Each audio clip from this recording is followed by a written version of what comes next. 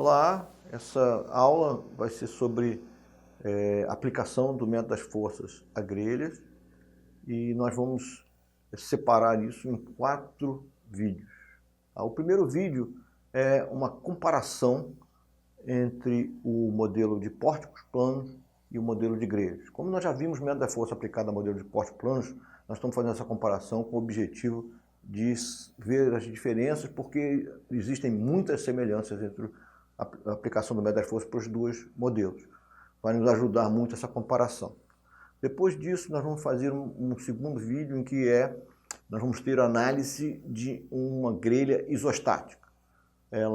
Essa análise vai ser explicado como a gente traça os diagramas de momento fletor, esforço cortante e momento torsor em grelhas isostáticas. Isso vai ser utilizado para fazer análise de grelhas hiperestáticas, já que no método das forças nós fazemos o problema recair, a solução recair, na superposição de casos básicos isostáticos. E finalmente, nós vamos ter um vídeo já com uma grelha com grau de hiperestaticidade igual a 2, e isso é a mesma coisa, mas vai ser uma aplicação já utilizando já um programa de computador.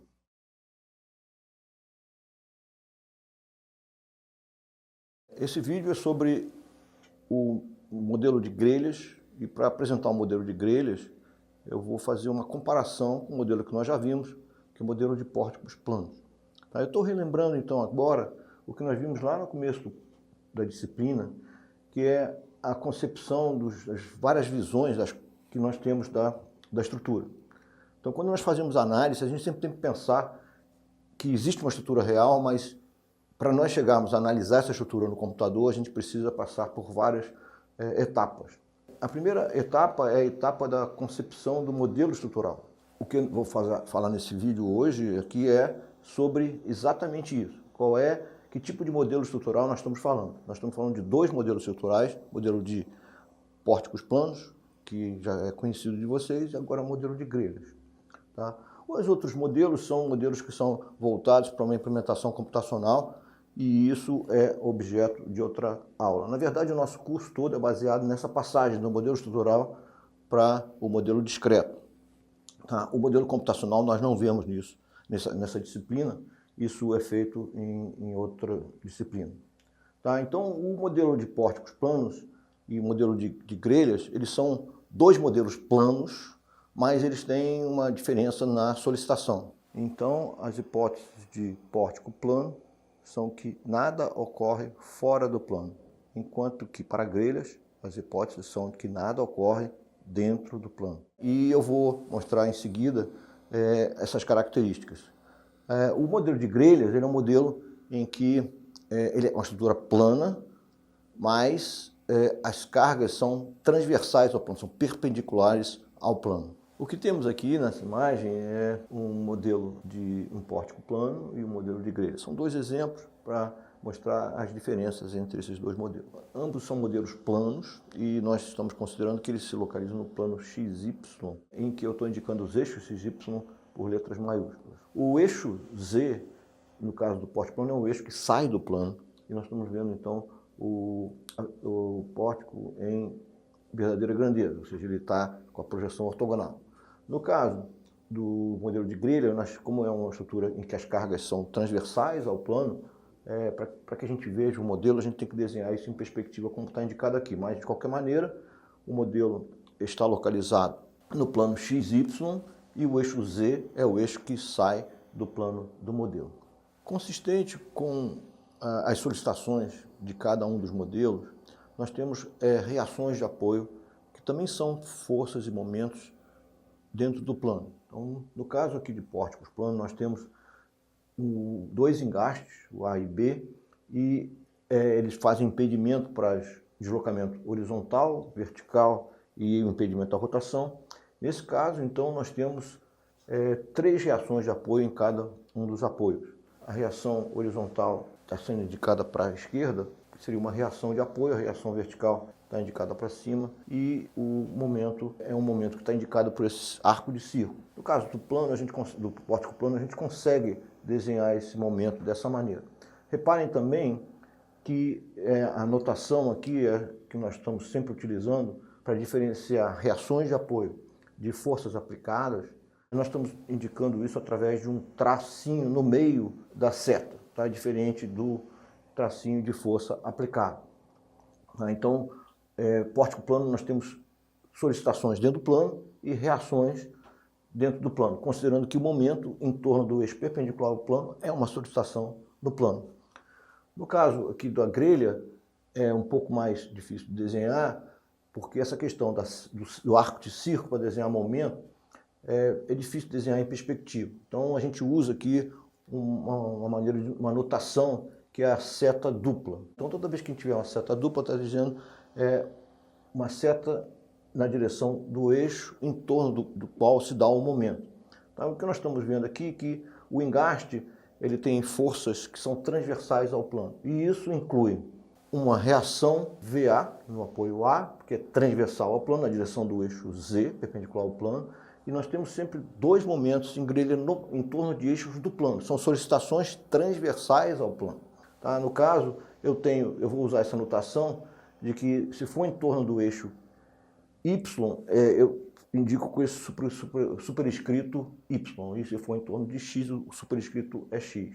Então, essas reações têm as direções aqui dos eixos principais, mas nós vamos ver que, na verdade, esse momento que é perpendicular ao eixo de uma barra, ele vai ser o momento fletor, e o momento que é na direção do eixo da barra é o momento torsor. Todos os momentos são sempre em torno de eixos do plano, X e Y. Tá?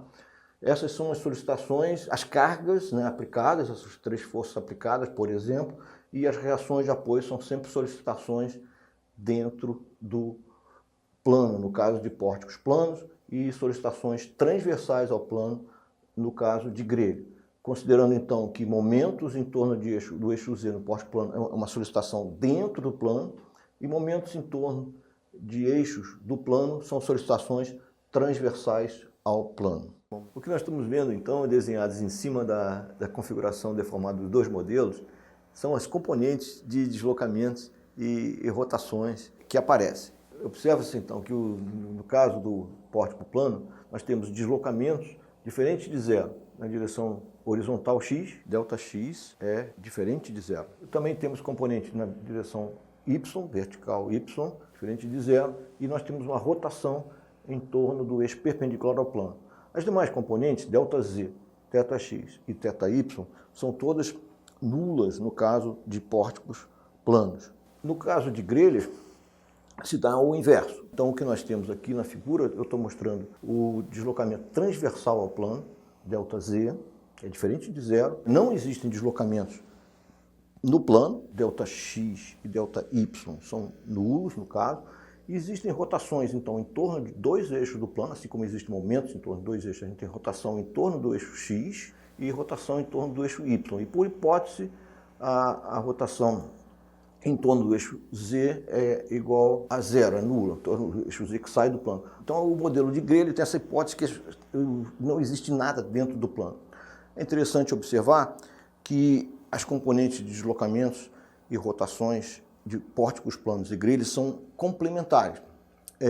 Observa-se que o que é nulo no caso do pórtico plano não é nulo no caso de grelhas e vice-versa. Então, os deslocamentos X e Y ocorrem no pórtico plano, mas não ocorrem em grelhas. Já as rotações X e Y são nulas no caso do pórtico plano e elas são diferentes de zero no caso da grelha.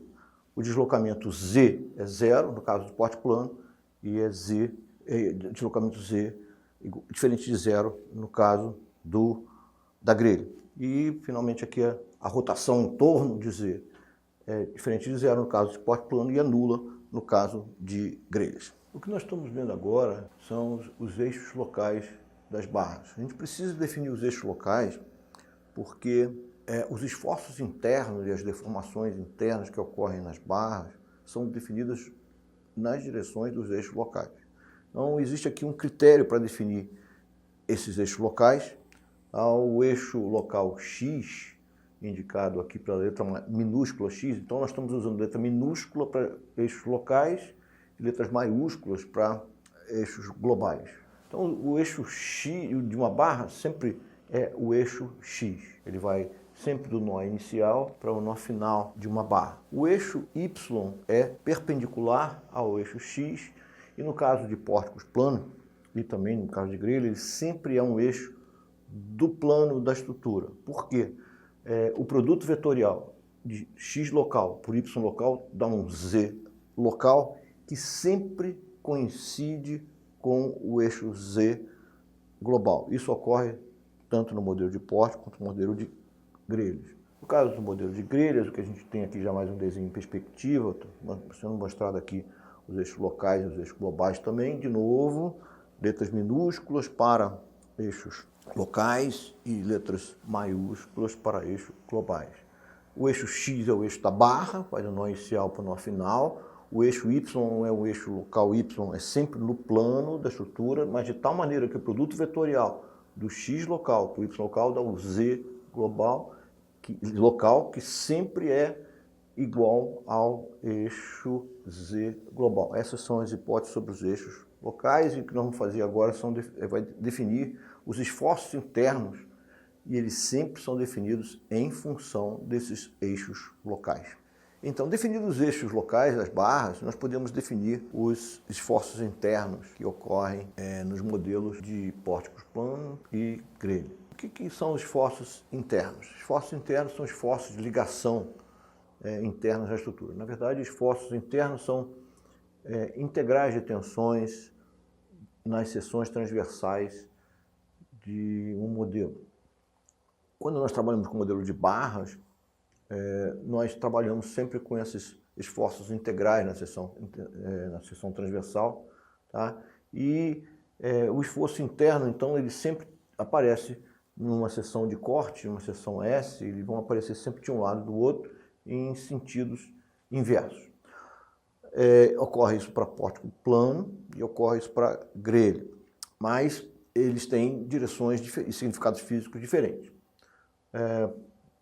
Isso porque as solicitações são diferentes. No caso de grelha, de pórticos planos, nós temos solicitações dentro do plano. Então, quando eu corto numa seção transversal, os esforços internos que aparecem são os esforços normais, porque são forças no plano, e os esforços cortantes. Então, o modelo de pórtico plano tem forças dentro do plano e momentos perpendiculares ao plano. Por isso que são 3 esforços internos no caso de pórtico plano. Eu tenho então o esforço normal, que é na verdade um esforço na direção do eixo local X. A gente não coloca NX porque não precisa, é subentendido isso. O esforço cortante no pórtico plano é um esforço transversal ao eixo da barra. Ele então é na direção do eixo local Y.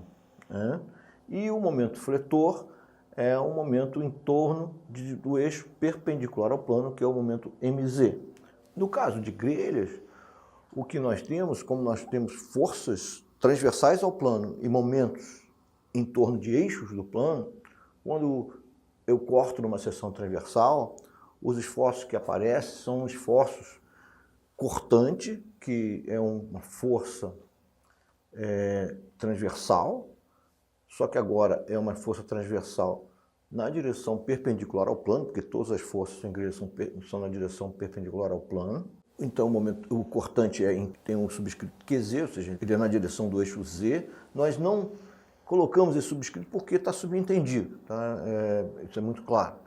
E nós temos 2 outros esforços, que são o momento fletor, que é um momento em torno do eixo Y. É importante a gente notar isso e gravar isso, porque nós vamos usar essa informação todas as horas quando nós formos traçar os diagramas de esforços internos de grelhas.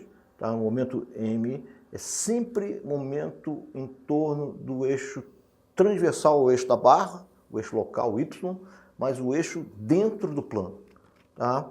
E nós temos também, no caso de grelhas, um momento chamado momento torsor, momento T, que é um momento em torno do eixo da barra, em torno do eixo local X. Então, podemos observar que no caso, os dois modelos eles são complementares, né? O que, se você superpor os esforços internos de um pórtico plano com os esforços internos de um pórtico espacial, ou de uma grelha, nós vamos obter os esforços internos de uma barra de pórtico espacial. Exatamente, são 6 esforços no total. Então, são modelos complementares.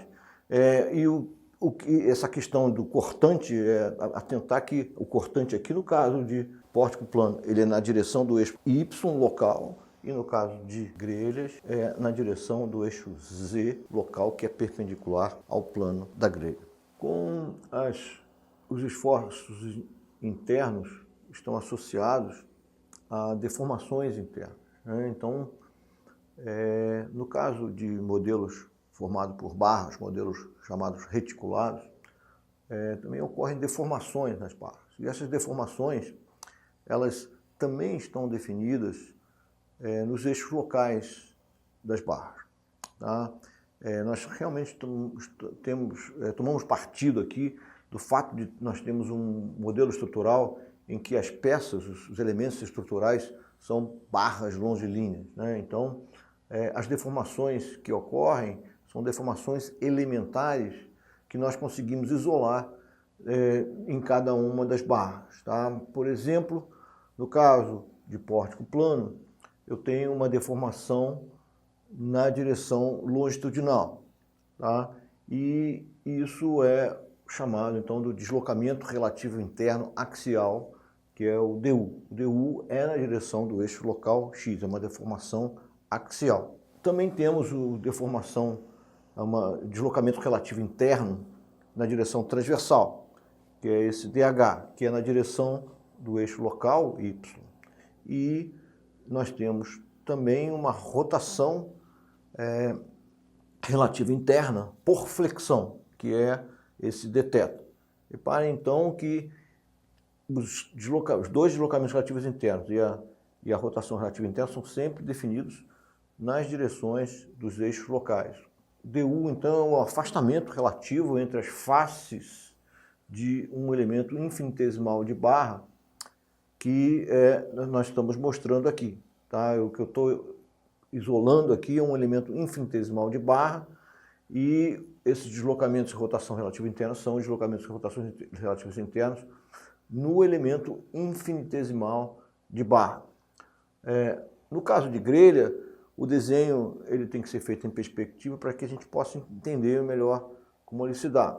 O que eu tenho, novamente, são sempre definidos nas direções dos eixos locais. Tá? Eu tenho um deslocamento transversal relativo interno, que é agora, diferente do caso de grelha, na direção do eixo Z local, porque tudo se dá saindo do plano, no caso de grelha. A rotação por flexão, no caso de grelhas, é uma rotação que se dá não em torno do eixo Z, como é no caso de pórticos planos, mas em torno do eixo local Y, né? Isso é a mesma coisa que o momento fletor de grelhas é em torno de Y. E o que nós temos aqui em grelha é uma rotação por torção. Esse dφ é uma rotação relativa entre as faces do elemento infinitesimal de barra em torno do eixo local X. Em toda análise de estruturas, a gente vai relacionar as deformações com os esforços ou com as tensões. No caso de modelos de barra, o que nós estabelecemos é uma relação entre os esforços internos, que são nas direções dos eixos locais, e os deslocamentos e rotações relativos internos também são nos eixos locais. O que relaciona os dois é o material, quer dizer, existem então parâmetros de material, de propriedades do material que fazem a ligação então entre os esforços internos e os deslocamentos e rotações relativos internos. Então, no caso de pórtico plano, o que nós temos são o esforço normal e ele está associado ao deslocamento axial relativo interno, DU. Então, essa relação ela pode ser deduzida de uma maneira simples, e então, mas aqui está sendo omitido. Existe uma relação, então, entre o esforço, o deslocamento relativo interno em função do esforço normal. Você pode ver que em cima seria como se fosse a solicitação interna, que é o esforço normal, e embaixo esse parâmetro EA, o produto EA, é o que a gente chama de rigidez axial de um elemento de barra, elemento infinitesimal de barra. Essa rigidez, ela é o produto do módulo de elasticidade do material, esse parâmetro E, e um parâmetro geométrico, que é a área da seção transversal. Sempre assim, no numerador tem a solicitação interna, embaixo tem a rigidez. Então, no caso do esforço da deformação transversal por efeito cortante, esse deslocamento transversal relativo interno, TH, ele tem uma relação com o esforço cortante, que é dada por essa relação, em que é a mesma coisa. Nós temos no numerador a solicitação interna, que é o esforço cortante, e no denominador a rigidez transversal do elemento infinitesimal de barra. Essa rigidez é o produto de um parâmetro do material, do módulo de cisalhamento, G, e esse parâmetro AC, que é uma área efetiva para cisalhamento. Essa área efetiva é diferente da área transversal, porque as tensões normais, devido ao efeito axial, elas são uniformes. Já as tensões normais, as tensões de cisalhamento, né, provocadas por efeito cortante, elas não são uniformes, e o que a gente faz é uma aproximação, a gente considera um efeito global aqui da deformação transversal, e isso é uma aproximação. Nós estamos também desprezando o empenamento da seção transversal no efeito cortante, isso também é uma aproximação. O efeito de cisalhamento sempre é obtido, considerado dessa maneira aproximada. No caso da flexão, a relação entre a rotação relativa interna, que é a rotação em torno do eixo Z local, como foi salientado, e o momento fletor, que também é em torno do eixo Z, é dada por essa relação entre o momento, né, e a rigidez, a flexão, que é o produto também do módulo de elasticidade do material e o momento de inércia da seção transversal. Eu vou já comentar sobre esses parâmetros geométricos, comparando o que nós temos com grelhas e pórtico plano. Tá? Então, no caso do efeito de cisalhamento transversal, para grelhas é um efeito na direção do eixo Z, então é o cortante na direção do eixo Z local. Também, então, é a rigidez transversal aqui do elemento infinitesimal, é o produto do módulo de cisalhamento e a área efetiva para cisalhamento AC. E a flexão também é dada, a rotação relativa interna por flexão é dada, só salientando de novo que o momento fletor é na direção do eixo local Y, em torno do eixo local Y, e a rotação por flexão também em grelha também é. E nós temos, no caso de grelhas, também a rotação relativa interna por torção, que é esse défi. E, de novo, existe uma relação entre os dois e é dada pela divisão aqui, pela rigidez, a torção do elemento infinitesimal, que é o parâmetro G do material também, porque a torção ela provoca tensões e distorções de cisalhamento também, então o material responde pelo modo de cisalhamento. E o parâmetro geométrico da seção transversal é o momento de inércia torção, que é característico só para torção, e isso é visto realmente em outras disciplinas, em resistência de materiais, por exemplo.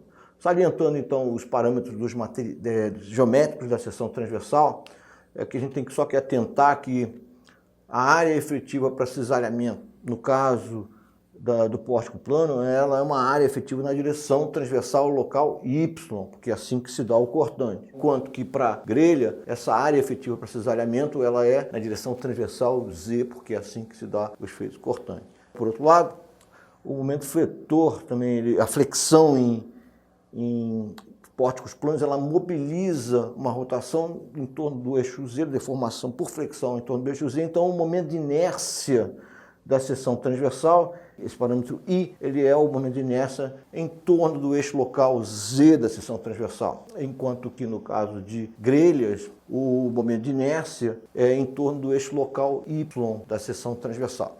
As expressões são semelhantes, mas tem que atentar que os parâmetros são, na verdade, parâmetros geométricos diferentes por causa das direções dos das deformações locais para pórticos planos e para grelhas. Quando você vai para um pórtico espacial, você tem a composição disso tudo, tá? Então, é como se fosse uma superposição de um elemento infinitesimal de barra, de pórtico plano, com um elemento infinitesimal de barra de grelha. E você tem, então, assim, 6 esforços internos, no caso de pórticos espaciais, e 6 deslocamentos e rotações relativos internos, no caso, que é a soma dos dois aqui, de pórtico plano e grelha. O que nós fizemos nesse vídeo foi uma comparação entre os modelos de pórtico plano e modelo de grelha. O nosso objetivo é chegar na aplicação do método das forças a grelhas. Por isso que foi feita essa comparação, porque nós já tínhamos visto o método das forças aplicado a pórticos planos, e isso a gente vai ver que existem várias semelhanças. O que difere realmente a aplicação do método das forças para pórticos planos e grelhas são justamente essas diferenças entre os esforços internos de pórticos planos e os esforços internos de grelha, as deformações de pórticos planos e as deformações de grelha. E então o nosso próximo passo, antes de realmente completar a análise de grelhas hiperestáticas, nós vamos fazer primeiro a análise de grelhas isostáticas, e nós vamos usar isso lá quando nós formos analisar pelo método das forças a grelhas, porque nós já sabemos que a análise de grelhas pelo método das forças ela recai na superposição de casos básicos isostáticos. Nós vamos então primeiro fazer uma análise isostática, para um modelo isostático, e depois nós vamos partir para uma análise de uma grelha hiperestática.